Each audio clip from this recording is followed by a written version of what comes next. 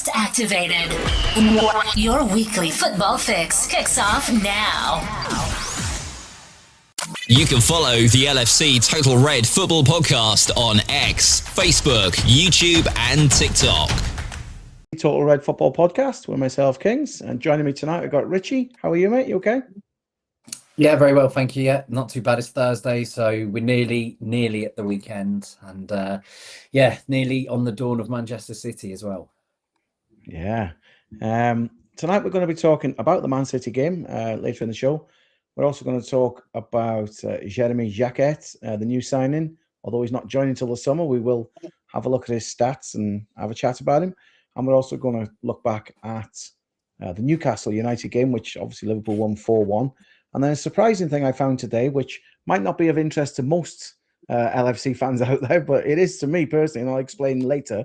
But apparently Liverpool are in talks to play Wrexham, the EFL Championship side, in New York as part of pre-season. So we will touch on that a little bit later as well. But first, I wanted to talk about the game against Newcastle, Rich. A 4-1 win. Seemed easy in the end, but it wasn't all perfect at the start. Was it? First 20 minutes or so was a little bit dodgy, wasn't it?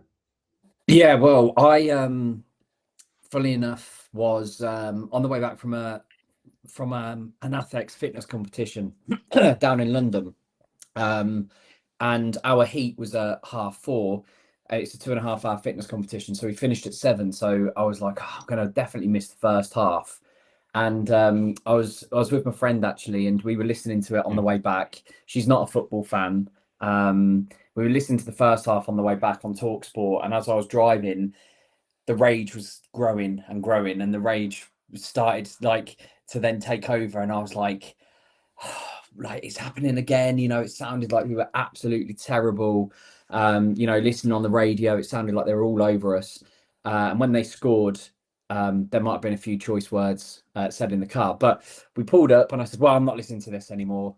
I lost my head, pulled up at the service station to get something to eat. And I was watching the game on my phone. And actually, as we pulled in, Ekitike scored his first. I was like, okay, right, we'll just get to half time and reset. And then I was literally in the queue and for my food, and he scored a second, and I just went, yes, come on, forgetting where I was. And the person serving the food went, oh, are you a Liverpool fan? I was like, yes. Could you tell?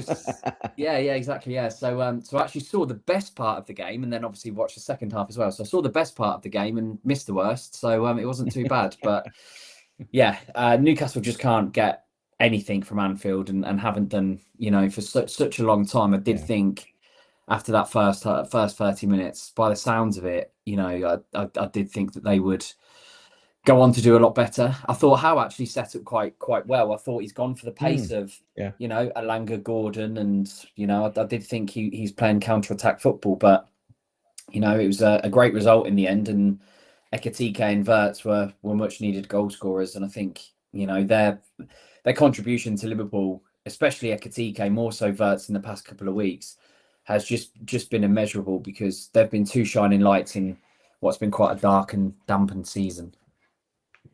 Yeah, definitely. I watched it. Funny enough, I watched it on my phone as well. It was I was away with family, and it was kind of like, right, I've got to squeeze this in, and but I didn't want to miss the game. And to be fair, like we said, the first 20, 25 minutes or so weren't the best.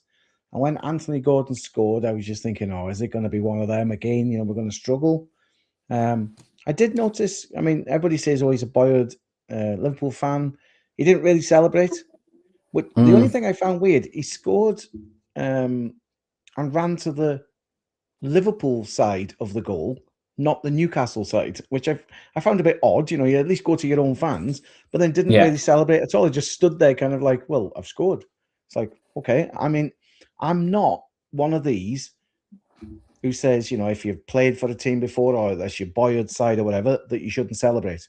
I don't know what your view on that is. It's like, it's never going to be me, but if I played for Liverpool, but I'd come from, I say, Chelsea, and then I scored against Chelsea, I'd run around and celebrate. I'm not one of those kind of, can't do it because I used to play here. I'd be off down the field, I would, because every goal is special, I think. What's your thoughts on that?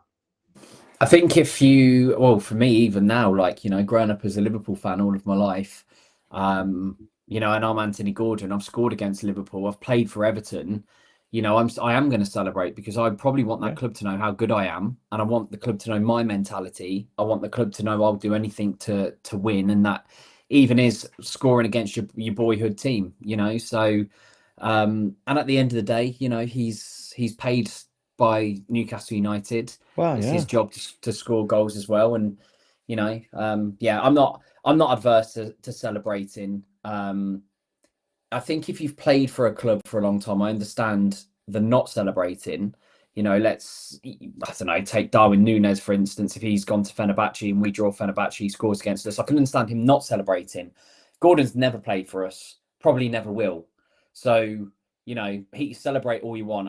I do understand it more if you've played for the club and you don't want to show disrespect by celebrating. But equally, I really wouldn't mind too much if they did celebrate, as long as, it doesn't cross the line. But then, we've seen it before. We've had a Bayor, etc. That sometimes actually players crossing the line is equally as fun. Yeah, it is. I remember that so vividly as well. It's the most painful, isn't it? Like, definitely. Oh yeah, I think so. Definitely. So we touched on Ekitike scoring twice. In a couple of minutes type thing. It was set up by Wirtz, which we'll get onto very shortly. But what's your thoughts been on Ekitike overall? I mean, he's come in and, to be fair, considering they ended up buying Isak afterwards, and everyone was like, well, he's the top man because he's cost X amount of money. I mean, he's completely upstaged so far, hasn't he, by Hugo Ekitike? I really, really like the guy, to be fair. Yeah, I think he's phenomenal. I think he's brilliant. He really has been a shining light. He hit the ground running. And to be fair, after seeing him in the Charity Shield and after seeing him play, we signed Isak late. I did actually really, I'm a massive fan of Alexander Isak. But, when he's on his form, that he's one of the best strikers in the world. But I did say, do we need him? Do we actually need, if Ekitike is going to play like this consistently, and he has, did we actually need to spend all of that money on an Isak when we have got, Ekitike? Yeah. So it's going to be hard for Isak coming back. Ekitike's made that spot his. It's going to be hard coming back from a broken leg, because it always is going to be. He is, Ekitike is, funnily enough, the number 9 for Liverpool. I saw some comparisons that Cara made with Ekitike and Torres. I do think there are some comparisons there. I see a bit of Bobby Firmino in him as well. A hybrid of those two would be nothing short of phenomenal, because, I loved Bobby. I absolutely adored him. His link-up play. He's the reason why Salah and Mane was so successful. Without Firmino, you don't win the Champions League or the league title. But everyone always wanted goals, from Ekitike. From Firmino. But Ekitike has that. He has that killer instinct, that touch. His second goal, the first was really good. First was like cut back from Wirtz, flash finish, done.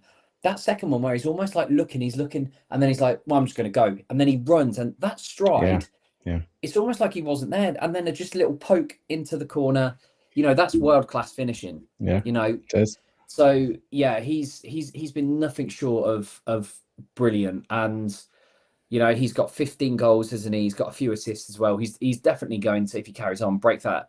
Everyone says for a striker you want 20 goals a season.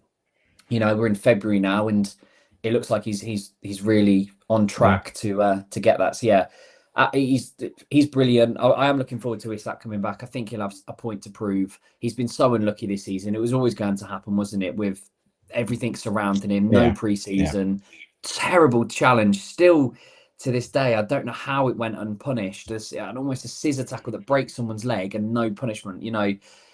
I know he's not meant to do it, but at the same time, if you're breaking someone's leg, it's a bad challenge. So Isak will come back stronger. I'm sure he will. He's still young. But yeah, him and Ekitike up front, I think together would be the dream, perhaps with Florian behind them as that 10. Yeah, this is it. Now, when we signed him, I was like, he seems like a good striker, but he was young and he slotted in so well, to be fair to the guy. He just has something about him. I watched a video today. I think it was on X, or Twitter or whatever. And there was 2 halves of the video. The top half was Ekitike scoring. The bottom half was Fernando Torres scoring. a very, very similar goal. And when they played it was almost identical, when they played it at the same speed and they went it. And I'm thinking, if he's anything like Fernando Torres in his pomp, then we've got a hell of a player, because it just the way, like you said, he come near the goal, he got into the area a little bit and then just like, I'll accelerate and go. And then puts it in, and it's like fantastic, and I really hope he can continue this to the end of the season. And by then they can start integrating Isaac back in over the summer with the pre-season properly. And then let's see what happens into next season. Like and subscribe to the LFC Total Red Football Podcast on YouTube. Florian Wirtz set up the first goal for Ekitike, and then he scored himself as well. What is your thoughts on him? Has he settled now at LFC fully? Yeah, because he's starting to come into his own a bit now with the goals and the assists, isn't he? Yeah, absolutely. And I think he, I had said from day one, when he looked a little bit not lost against Bournemouth, but, certainly not at the races. He looked good in pre-season, but again, it's a slower pace, But recently, I said it's for Florian, it's different. Ekitike is a goal scorer. He's always going to have that ability. Yeah. No matter what league he plays in, he'll score goals. With Wirtz, his game is completely different. He's not used to the intense pressure. Yes, he plays Champions League games, but not week in, week out. With that intense pressure that's going to be swarming around him. And let's not get it wrong. He absolutely showed glimpses of, being a world-class talent. And anyone who knows anything about football could see that Wirtz is going to be a star, because he's too good not to be. The pace of the Premier League isn't going to adapt for him. He had to adapt to the pace of the Premier League, and that's now what he's done. I do strongly believe he will very quickly become a player that's important for Liverpool, become a player that will just get better and better and better. I read a stat today that he has the same amount of non-penalty goals in the last 38 days than Saka has in the past 429 days. Wow. Both with 4. So, you can't knock the form that he's in. He's got 7 goals and assists, hasn't he, in 23 Premier League appearances. So, the numbers now are coming. I thought he took his goal really well. He can finish. I really enjoyed his goal against Karabakh, the one outside the area where he's just passed it into the goal. This boy can score goals. He needs to be on the ball as much as possible. He does need protecting, because I do think, because of his slight and because of his frame, I think people will, and defenders will, try to, mark him out of the game. If they can't do that, they're just going to kick lumps out of him. So I think he needs to be protected in that aspect as well. But he's only going to get better and better. He and Ekitike, have that telepathy. And I'm not going to compare them yet to a Gerrard and Torres link up and partnership and telepathy. Yeah, I know what you mean. But it's there in the making, isn't it? So, like I said, I really enjoy seeing the team sheet and seeing those 2 names on the team sheet, because I know something is bound to happen with those 2 on there. I think when he first started, obviously he's got to settle in. It's new country, settle in, new way of life. And then I thought, as it went on and he wasn't maybe clicking as well, I thought to myself, is it because Salah's in the side and it's just not gelling the new formation? And then, of course, Salah went to AFCON and he started to pick up a bit. And I thought, maybe that's the right thought then to have it like that. Of course, Salah's been back now for a few games as well. And he's still now getting the confidence and scoring. So it's like, that's great. I'm happy to see that. And of course, more Salah is more Salah. What can we say about him? So having him to learn from, at least for Florian Wirtz, really does help in training and everything as well, because Salah's been exceptional. And if he can pass anything on, even to Ekitike, for scoring, and to Florian Wirtz, then anything I think he can give is valuable. So hopefully that just continues now for the rest of the season, moving into the summer, and then we'll see, obviously, from there what happens. But yeah, Florian Wirtz is really starting to pick up, and I'm really impressed with him. You were saying, obviously, he could get kicked by defenders, and kick lumps out of, because of, if he's got enough silky skills, I'm hoping he just dances around the defenders and misses their legs. Yeah, I mean, that's what, we'll I've said, a part of me is like reminded of David Silva, from Manchester City when I watch him play.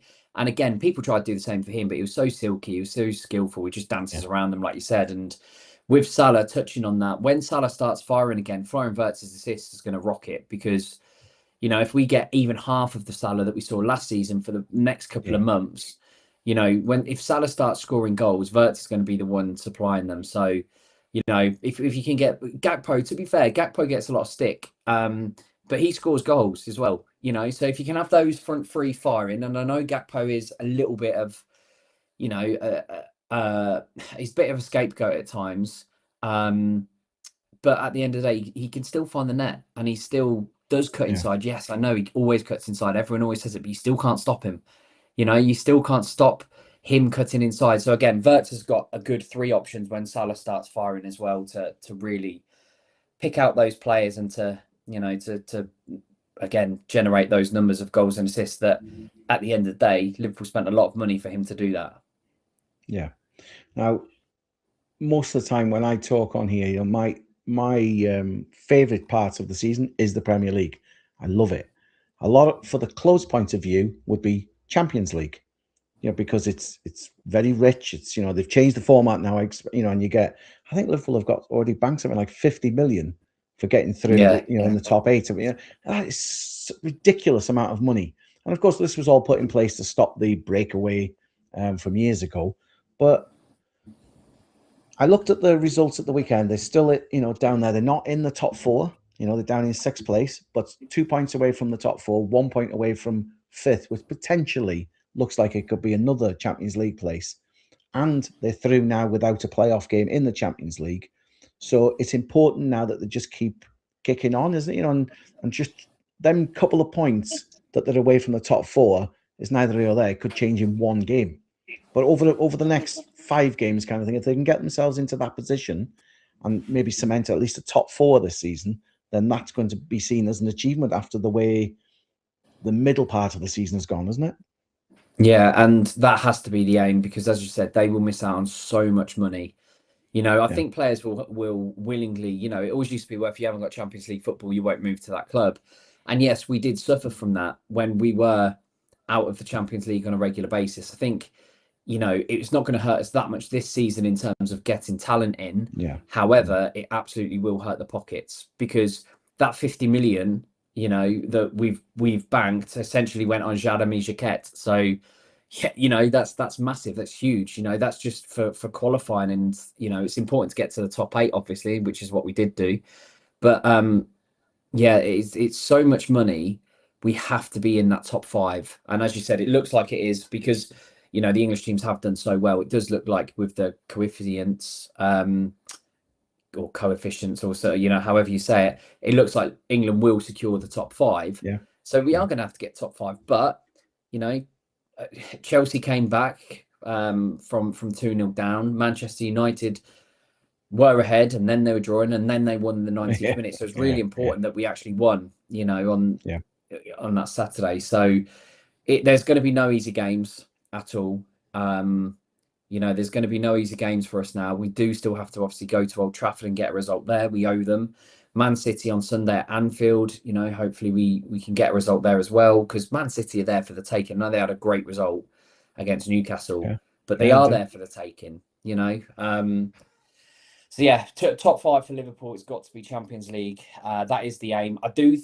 I'm with you. I think because I grew up never seeing Liverpool win the league, it was like the holy grail, and to see them now win it twice is phenomenal. But I think Liverpool, they should be looking to go far in that Champions League. And I know, the squad depth might prove telling. We're still probably 2 injuries away from a catastrophe and a disaster.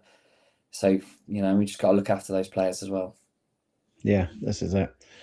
You can follow the LFC Total Red Football Podcast on X, Facebook, YouTube and TikTok. Now, you just mentioned there, just briefly, Jérémy Jacquet from France, 20 years old. Transfer window just shut, and then they've purchased this guy, 55 million, potentially with another 5 million add-ons, is what's being reported. Now, a young defender. They haven't brought anybody in now, And I think that disappointed some, considering the way they've been at the back. But the club are looking forward. Now, if you look at the very unfortunate incident with Leone getting injured pretty much at the beginning of his first game, do you think that they're looking at, Konate looks like he's going to move on. So you've got Van Dijk with the experience. You've got this new signing going to come in the summer, and you've got Leone. Hopefully, he's going to come back and just be, he's a young lad.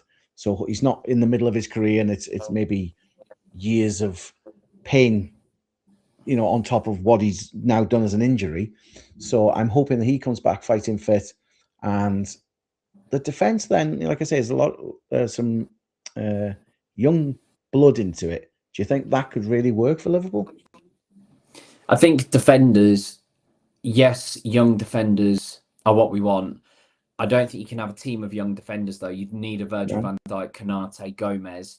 I'm not saying forever, obviously, but yeah, you have to have experience in defence, someone who is going to tell you what to do. If you look at all of the great centre-back pairings, very rarely are two under 23. Two together are under 23. Chelsea always have a veteran, in the back line, whether that was John Terry, Thiago Silva, Ivanovic, etc. They always had a really, and I do think of Chelsea as Mourinho, absolutely solid defensively. In the past few years, I always think of those Chelsea teams always had a really experienced defender. Now Liverpool do have those experienced defenders, but there's just not enough of them, and they're just, Konate unfortunately does get injured, as does Joe Gomez. Van Dijk had a terrible injury, and he did so well to come back, from that ACL injury. Yeah. But again, he knows that he's, not going to be in his peak years anymore. So yeah, these players need to step up, Leone and Jacquet, and I do think we also need at least one more, because it's probably likely that one of, if not both, Gomez and Konate go as well. I think you have to have four good centre-backs in the Premier League and Champions League. Now, you have to have four centre-backs who you can switch and rotate all the time. We just saw Arsenal, losing Saliba, losing Gabriel. Fortunately, I think there was a bit of a crossover where they was both at the same time, but they had the players to then slot in, in that centre-back position. They did have those players that could slot in and, do okay and get by. If Van Dijk is injured, just Van Dijk, yes, you can play Gomez and Jones. You can play Gomez and Konate there. But how long until one of them breaks down, and if not both? So yeah, Liverpool need to absolutely strengthen in defence. I think they've got a really confident defender, someone who is composed on and off the ball. I think he's going to be a really exciting prospect. He can read the game well. But again, he's 20. He's played in France, Ligue 1. And again, I'm not being disrespectful. It's not the Premier League. It's not the Premier League. We saw Lenny Yoro come to Manchester United. Yes, it was in a back three. Yes, it was with Amorim. And he's really struggled. And he was one of the highly rated top French youngsters. And he's really struggled. He can't get into the Man United team.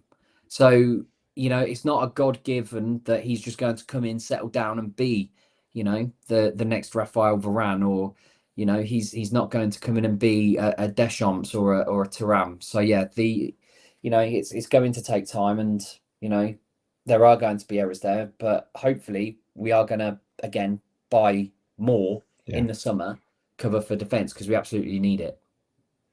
I think if they go for somebody with some experience along, with Van Dijk, and we're saying, so they have two youngsters, two more with experience. I'm also hoping that Leone looks at Van Dijk and he can talk him through his injury and say, right, this is what happened to me. This is how I come back from it. Get yourself mentally strong and work your way back into contention for the first team. And I really think having one or both of them youngsters at the side of Van Dijk over the season, coming in and out of the side, because I don't think they're going to be instant starters. Like you say, if there's another guy with some experience, it can maybe ease them in then, get used to the Premier League kind of pace, because we all know it's very fast. And it's like you have to be exceptional in defence to stop some of these Premier League strikers coming at you. They come so quick. And we know that, from this season especially. But over the years, it's always been a very quick league. And that's what I like about it. It's a very fast league, or it can be. And I just hope that they can get up to speed and learn that the people coming at you are able to tackle them, but you just got to do it the right way with composure. And then hopefully they can then settle in and be a good addition to the squad, which he looks like. I'm always one of these that goes on and says, I don't really follow foreign football. So when these names come out and I'm like, oh, I don't know who that is, I'll have to do some research now because I don't follow him enough. And he is young. And like you say, he's not going to be an instant French captain or anything like that. But yeah, the signs are promising. They've done their homework on it. It's a lot of money. And I just hope that it comes off. But like you say, definitely need to strengthen again in defence.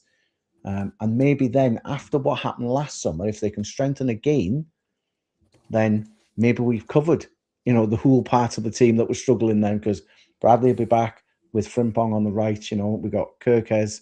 I've got a feeling that Robertson might move on come the summer. But, I don't know if Simicast is going to come back as number 2 to cheer up Kev, or if they're going to get somebody else in there. But hopefully if we can strengthen defence more, then it get more of a balance, I would like to think.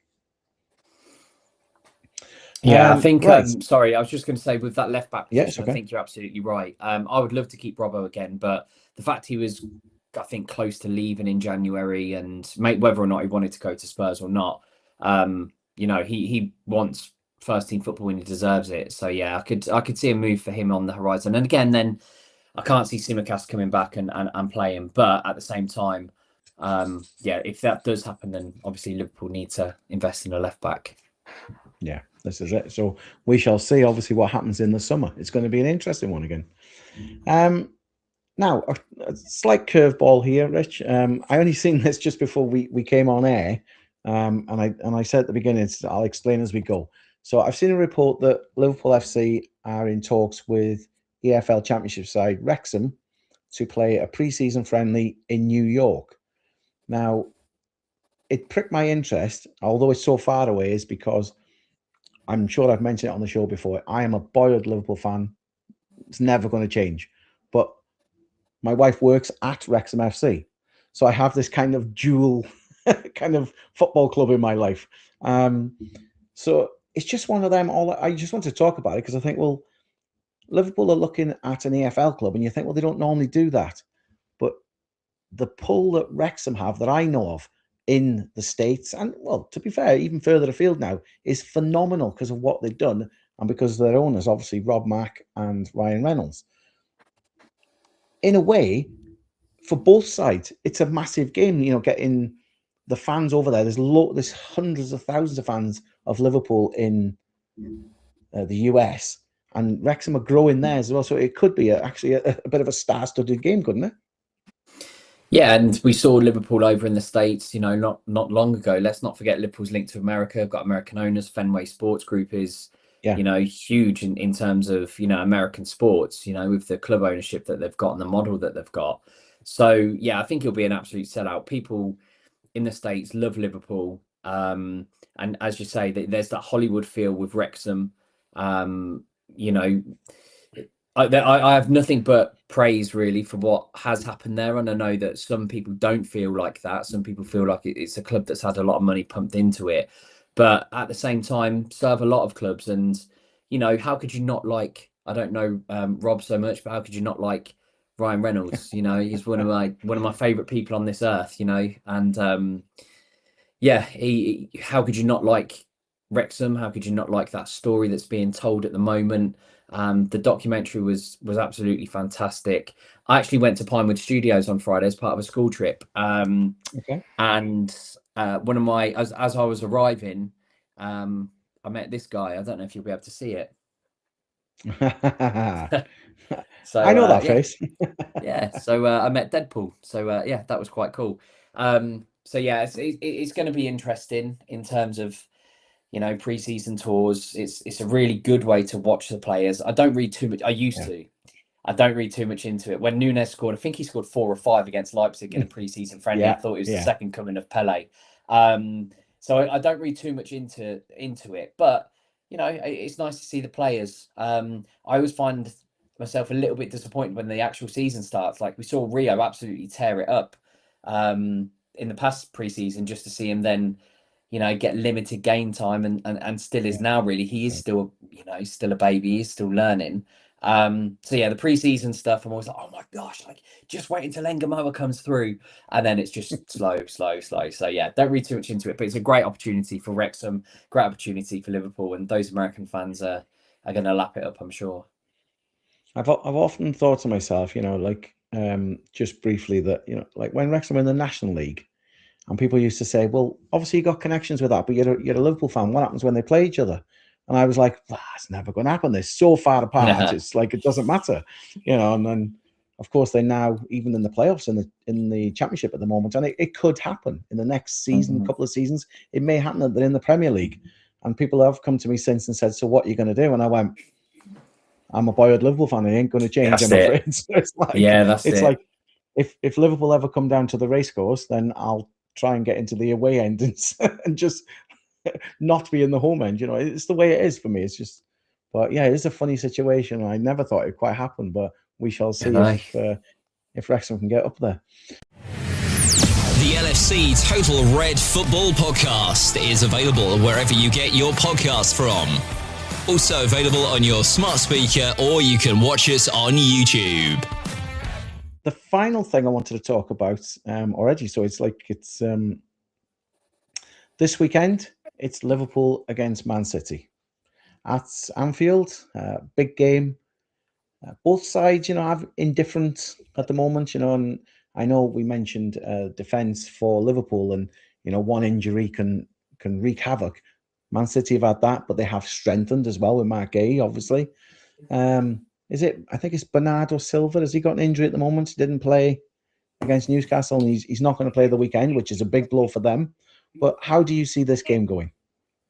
I didn't know about Silva, actually. I didn't know that he wouldn't be there. Obviously, they're already missing Diaz and Gavadio, aren't they, as well, and Doku, which is good because he destroyed us at the 3-0 in November. I don't know. To be honest, I really don't know. I'd like to think, because it's it's a Sunday, 4:30. The crowd will be bouncing. The crowd have been quiet. I've been to a few games this season. The crowd have been quiet this year. I think there is obviously disgruntlement with Arne Slot and the results that we've been having, but the crowd need to be popping because Man City don't like coming to Anfield. Haaland doesn't like coming to Anfield, so it's going to be one of those. If you can keep the likes of Semenyo, Marmoush on the wings quiet, I think we'll be okay. I think we'll get a good result. It's just, again, it depends on Liverpool. If Liverpool play well, they play like they did in the second half against Newcastle, or that, the bit in the middle, I think we'll be okay. Play like the first 30 minutes against Newcastle, as I was saying, listening to it on the radio, I think they'll blow us away in the first 30 minutes. Much more firepower up top. Marmoush obviously scored a couple. Haaland, Semenyo's on a roll at the minute. Phil Foden, although he's on a little bit of a patch of not scoring goals, he can absolutely score goals. So they've got goal scorers there. Reinders can find the net as well as Rodri. So they've got goal scorers everywhere. It's going to be interesting because City's form, they're not at their usual high standards. They've had a few shock defeats, missed opportunities. Back-to-back defeats against Man United and Bodo Glimt. Who would have seen that coming? I'd love to have a bet on that. So it depends on how the two teams turn up. I would like to think they just both go, you know what, we're just going to attack. Like the Klopp and Guardiola old days. We're just going to attack and, just throw everything at it. And it's a high-scoring game. It's good. I think the midfield battle, if with Silva not being in there, is going to be interesting, because what are Liverpool going to do at right back? Is Szoboszlai going to start there? Because if he is, he's our best midfielder. Should he really be starting there? I don't think so. Curtis Jones, who was obviously close to a last-minute deal over at Inter Milan, is he going to start out right back? Is Gomez fit to start right back? I don't know. It's one of those that we're just going to have to wait and see. I think the smart money says that Szoboszlai plays, in that position, and then you have McAllister, Gravenberch, and Wirtz. Which again is not the end of the world. It's a really good midfield three. Then Ekitike, Gakpo, and Salah on, up top. So it's it's one that Liverpool really, I would say, have to win. The only drawback is that it does take, and again, I don't really have anything against Arsenal. If this was Manchester United, I think my allegiances might, if they were top and about to win the league, like it looks like Arsenal's going to do, I might be saying, like it's a no-win situation because I don't want Man United to ever win the Premier League ever again. City are 6 points behind Arsenal, So it's massive. City have to win to really keep that pressure on. And it's silly because it's only 24 games played. It'll be 25. If Arsenal win at the weekend and City lose, it's 9 points. That's massive at 25 games left to play. So City know they have to win that. And Liverpool equally, they know that they have to win. So it'll be interesting to see what happens. And the lineups, I think, and the in-game management is going to be really interesting. I just hope that the crowd are up for it. I hope the crowd are bouncing, and I hope that we can take our chances because we'll absolutely need to. I do think that Man City back four could be a little bit frail. O'Reilly, Gahey, Kushinov, Nunes, probably. They can be got at, as can our back four. Yeah. You're listening to the LFC Total Red Football Podcast. The way Liverpool played against Newcastle second half makes me think, I'm going into this game with some optimism. If, like you say, if it had played like they did the first 30 minutes or whatever, it'd be like, oh my goodness, it's going to not go well. But as we've said, both sides struggling or have done on and off. Arsenal fans won't admit this, but I'm sure they'll all be supporting Liverpool at the weekend because, like you say, they can get 9 points ahead if Man City lose. And Liverpool need the win to close the gap on, like we were talking earlier about the top four. So really, it does come down to a must win. A draw doesn't really help either side. But yeah, I've got the feeling they might win, to be fair, Liverpool. Ekitike is in good form. Like I said, Wirtz is picking up with his confidence, and I'm really hoping that they just, put on a bit of a show. The fans will be up for it because it is, as we've said over the last 4 or 5 years, the biggest game in the Premier League. That's what it's been, because it's been the two teams slugging it out to become champions. This might not be the same this season, but they both want the pride of winning. And I suppose what happened at the Etihad as well, Liverpool will be looking for a bit of revenge on that. And we can just hopefully push on and see if we can get over the line with this one, isn't it? Yeah, and it'll be interesting to see if Manchester City are tired. Obviously they played midweek and we haven't, so it'll be interesting to see if we can exploit that tiredness. The game might be won after 60 minutes for us when City's legs go, but I always sometimes think it's a myth. In big games, I do think it's a myth. Yeah. You get that adrenaline and you get that, that energy from somewhere in your body stores. So I always think with big games, it's a little bit of a myth about the tired legs, 2 games in a week. I think hopefully for Slot as well. I mean, there's been talk this week of Guardiola just maybe thinking of stepping down at the end of the season, which caught me by surprise. I've even heard the name Xabi Alonso connected with Man City. I don't have any comment on that. It's kind of, that it just happens. As we were Liverpool fans, like 2 months ago, thinking of Mark Gahey and maybe Semenyo coming to Liverpool. It shows how quick things can change because they've obviously both gone to City. Whether he steps down or not, I mean, he's been a fantastic manager in the Premier League era against Klopp, etc. But I think a win for Slot against him can really boost his feelings, I suppose, the fans' feelings with him, because he's been under a lot of pressure himself, the way that the team have been so up and down. So a win against City at Anfield could really boost him maybe for the next 5 or 6 games then, couldn't it? And the team as well. As soon as this Liverpool team get on a roll, they can start winning games. I think, like you said, with Guardiola, he's been one of the best managers in Premier League history. He's done something in terms of back-to-back titles, the treble. He's done things that City fans could have only ever dreamed of, even when they had the billions pumped into them. So yeah, he's been phenomenal for the Premier League. He'll bow out gracefully, and I still don't think we'll see a rivalry in some time that can go with the Pep and Klopp rivalry. As it says on the screen there, then. So as we wrap up the show, what's your score prediction then, Rich? I